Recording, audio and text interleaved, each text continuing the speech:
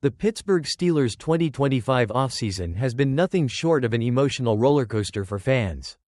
While they made a splash by acquiring star wide receiver DK Metcalf, they then made a puzzling lateral move, trading away George Pickens. But the biggest lingering issue, a glaring organizational misstep, continues to be their quarterback situation. With organized team activities, or OTAs, now underway, Mason Rudolph is currently penciled in as the starting quarterback, while sixth-round rookie Will Howard is seen as a developmental project. The harsh reality is that Rudolph, while a reliable backup, is not a 17-game starter. And neither is Howard at this stage.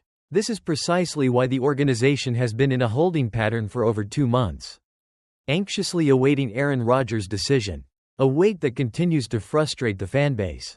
If Rodgers ultimately decides not to sign in Pittsburgh, the Steelers will be in a truly precarious position. ESPN analyst Booger McFarland didn't hold back his criticism on NFL Live, dissecting what it would mean if Pittsburgh is forced to start Rudolph or Howard in 2025. McFarland didn't mince words, stating, "They're taking years off of the lives of guys who are potential Hall of Fame players." Talking about Cam Heyward, TJ Watt, Minkah Fitzpatrick. "If you go out there with Mason Rudolph game 1, if I were Cam Heyward, I might not even show up. If you're not going to put forth the effort offensively or organizationally, why do you want me out here?" Like that's the level that the Pittsburgh Steelers have taken this to by the way they've handled this quarterback situation. It's a sad reality for these defensive stalwarts. Cam Heyward is nearing the end of his illustrious career and hasn't been part of a meaningful playoff run since the 2016 season. Both TJ Watt and Minkah Fitzpatrick have never won a playoff game with the Steelers. Until the organization figures out its quarterback situation, it's incredibly difficult to envision any significant team success. This uncertainty also has major implications for TJ Watt, who is entering the final season of his contract. He might be hesitant to sign a new extension given the team's recent struggles at quarterback.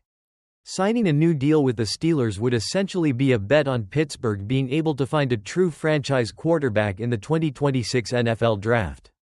If they can't, there's a strong chance Watt could end his incredible career elsewhere.